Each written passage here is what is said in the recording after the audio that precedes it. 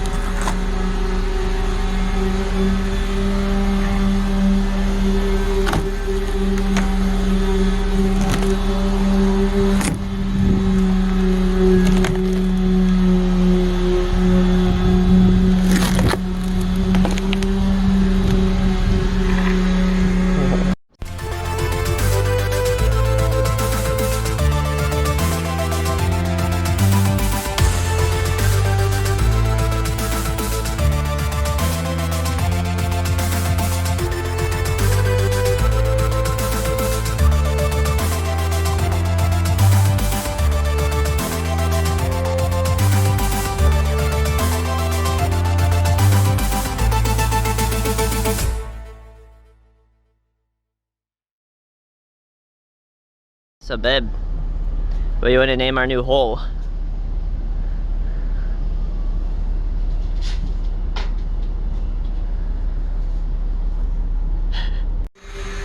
Okay, so I went ahead and cut out this piece. You guys already got to see that, and a lot of you even put a name on that for us. I'll check out that post later on and see what the best name was. But after you cut out a piece like this, when you go to make these kinds of patches, and again, there's a name for it, I forget what it was, I'm sorry, but you cut out this hole, and then when you go to prepare it to put the other piece of wood in, you have to sand down and fillet, more or less, this, or chamfer I guess is the right word, this edge here. And you can see you basically grind all the way down so that this is a thin piece here, and you taper it slowly up. Now it's supposed to be somewhere around about a 12:1 ratio, between 8:1 and 12:1, depending on who you ask for what. This isn't quite there yet, so I'm still working on it. So this is 1/2 inch thick, so it should be somewhere around probably 6 inches.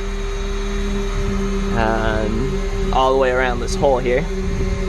You can see down here, maybe it gets even a little more difficult because we don't have that kind of material. But since it's not just plain plywood that backs this area, it's actually a solid solid beam. I'm much more comfortable making this edge thinner than around some of these other areas. So the other part is, because it's on this side of the hole, you can actually see there's very little to no curve on this outside hole here.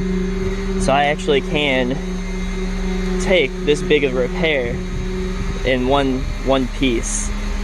So this is the piece I'm gonna prepare to put over this hole, and same thing, that same edge that I have up here, go all the way around this with the same kind of edge. So once that's done, you just slather this whole area, and this wood as well. You just slather these areas with epoxy, kind of a peanut butter mix, so that it's a little bit more like a gel than it is like a syrupy, runny resin. So you coat that whole area all the way around, and you press this wood into it. I have been using some staples when I put these pieces on, but in my opinion, I don't want to leave those, because we see everywhere there's been staples that go through our hole, we've had issues with. So if the fiberglass that goes over top of these staples were to ever wear thin, that staple's gonna rust out and lead to rot through the wood. And we have that in a lot of areas. So what I do is I'll probably use staples and screws to hold this giant piece up, and once I have the epoxy dried out around it, I'm gonna try to remove the staples, remove the screws, and then fill back over it with more epoxy. So that's kind of what I've been doing on the other side. every now and then there's a screw, or I mean a staple that breaks inside of the wood, so I don't always get that out. So I try to dig it down a little bit and put some more epoxy over it.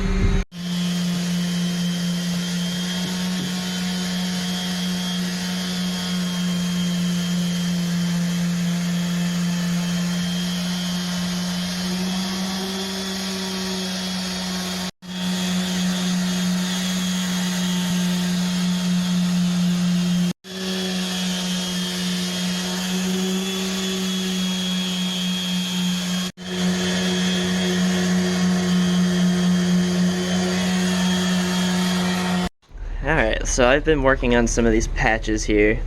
This is the very first one I did, and I think it actually turned out pretty well. It's nice and solid. So, seems to work out alright. I sanded down a little bit too much on some areas, so I went back over it with more epoxy, tried to make it smooth with the hole. So I think maybe one more shot at that, and I can get it almost the exact same shape as the hole. So looks like it's turning out alright. Alright, so this is one of the other areas I was working on, and this is the first patch I did. The way these are set up, I actually have to do separate patches to get the shape right of the hole, and I actually have to do them one at a time, because I actually have to use part of the last patch I put in before I can fit the next piece over it. So it'll be 1, 2, 3 parts, which I can go ahead and do that one at the same time I do this one. So that's one of the other areas I did along with these ones. So I think it's come out alright. It feels pretty smooth across, and it feels like the shape's pretty close. So we'll see what it looks like once I get all those put in. Alright, so make sure when you're doing these projects, work fast, but don't take any shortcuts, otherwise you might miss some things like this that are packed away and hidden. So got a couple little places here where it actually goes through, and over here. So I might have missed that if I didn't take my time and clean up this area. What you think?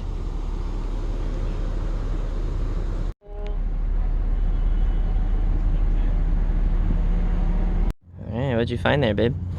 There's a huge gouge in the boat going through the fiberglass into the wood here. Here to here.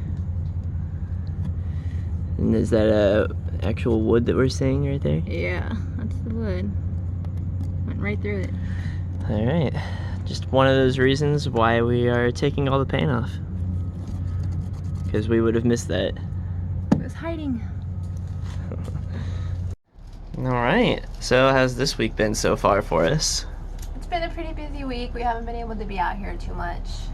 We had a wedding to go to, and we went to a rodeo, so we didn't know what that was like. Now we're back out here today trying to get some work done. Is another busy week coming up? We got a lot of working to do. I don't think we have too much else going on though, so we should be out here a lot. So we're gonna try to start coming out here more now? Yeah, definitely. We're trying to start moving some of our stuff on here so we can spend more time out here. Just come here after we get out of work and stay the night and work again the next day here. Alright.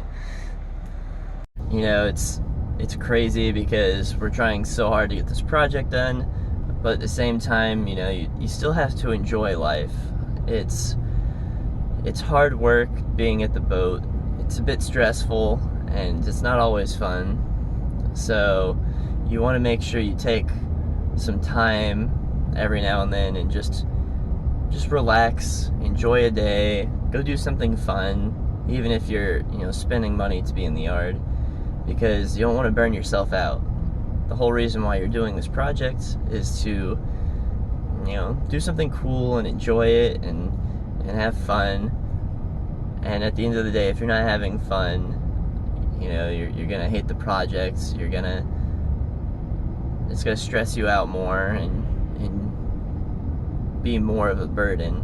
So we're gonna take a day and go check out the rodeo while we're going to this wedding in Daytona. So that should be interesting. We've never been, and we'll see how it goes.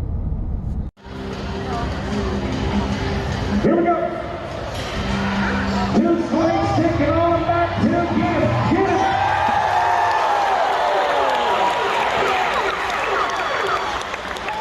Careful. Slingshot maneuver engaged.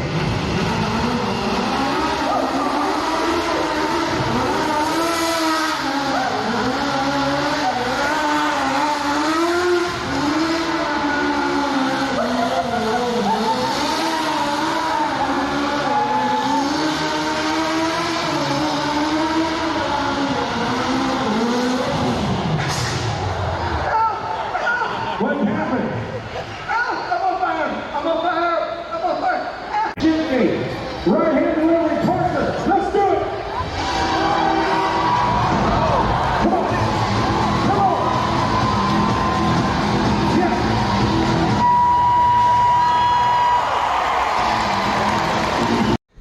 Alright, so how much did you just do? Put it all the way from here to down here. Yeah? And how long did that take you? Only about an hour after doing the 2 coats of Jasco a couple days ago. Not bad. Can we find some scratches here? Yeah. Yeah, we have this big one right here. It was underneath the bottom paint. There's some wood here, and we found one more down One here. down here. And then maybe a couple areas of fiberglass that are Coming up. just coming up a Peeling little away. bit. Yeah. Guys, this is going so much faster now. Excited? Yeah. So what do you guess? How long do you think it'll take you for the rest of this side of the hole? I'm hoping no more than maybe 3 or 4 hours. Alright, so we're guessing 3 to 4 man hours for, what would you guess? That's like 30 square feet or something. Sure. So we'll see how that goes. Alright, so just a quick hint, a safety thing. When you have nails that are exposed like this, you want to make sure that you do something like take a piece of wood and cover them. Otherwise you're going to end up stepping on them like I did, and it hurts. I didn't get to put all my weight on it, so that's good. But it did go through the bottom of the sole of my shoe and barely stick me. So if I had been paying a little less attention, I probably would have stepped all the way through and gotten my foot stuck on this guy here. So just be careful out there. Don't leave nails sticking up like this uncovered. And yeah, it hurts.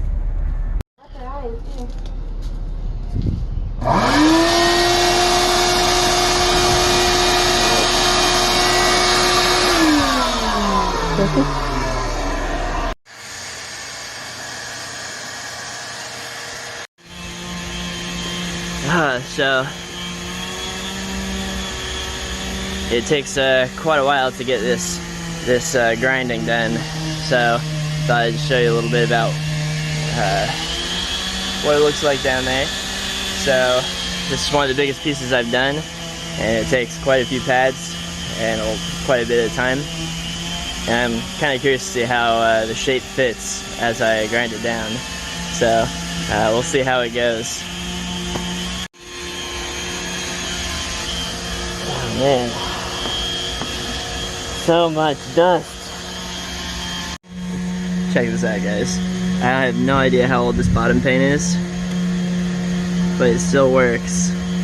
Could be as old as 50 years old, and these things just slide right off. It's crazy what this stuff does.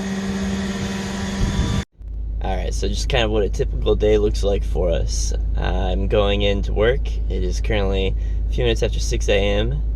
and we'll show you what the progression of the day looks like. Alright, and we arrive just a few minutes before 8. So by 5 o'clock, we're sitting in traffic on the way to the boat. We're changed out, ready to go, and depending on traffic, we'll see when we get there. Totally forgot to record the times yesterday, but we got there a few minutes after 6 o'clock and stayed till just a little bit before midnight. So it's a long day. Alright, so I thought I'd go ahead and show you this real quick. We have this theory on work clothes. Basically, you pick out one bad pair and you wear one pair of clothes at a time when you're working on the boat. That way when you destroy it, you know, you're not destroying more than one pair, because chances are you're going to destroy whatever it is you wear. So you wear one pair of clothes until you need to get a new pair. So, clean white shirt, and this was the one I'm replacing. I don't know if you can quite see the difference there. Oh, there you go. Yeah. Pretty gross. So Amanda's got a different strategy than I do for the work clothes. What you got there, babe? Marshmallow suit. Marshmallow suit? Yep. How's it working for you? It's good, it's good. It's a little warm, but I highly advise get a paint suit. And you're clean underneath? Yep. Yep. Just stinky clothes?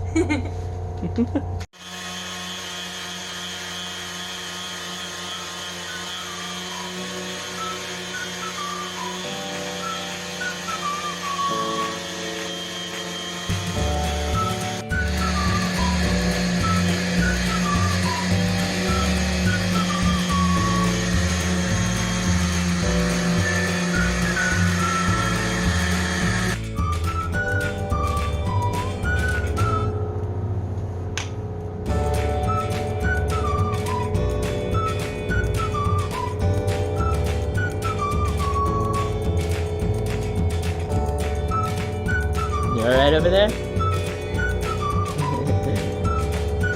Oh, itchy?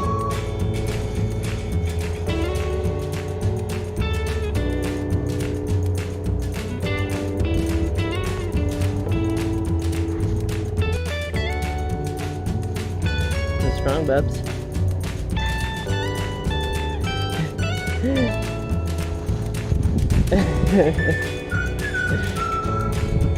Oh no.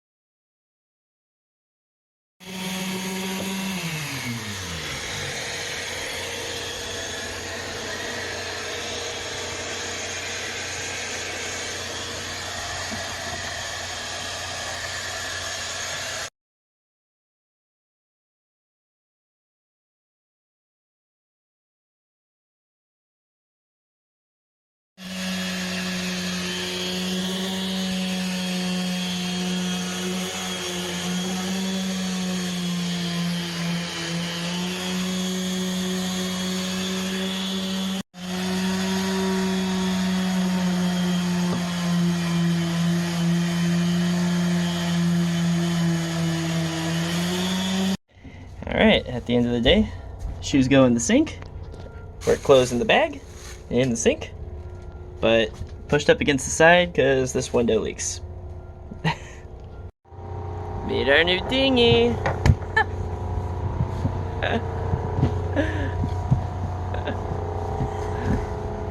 You like it? Yeah. A little bigger than the other one?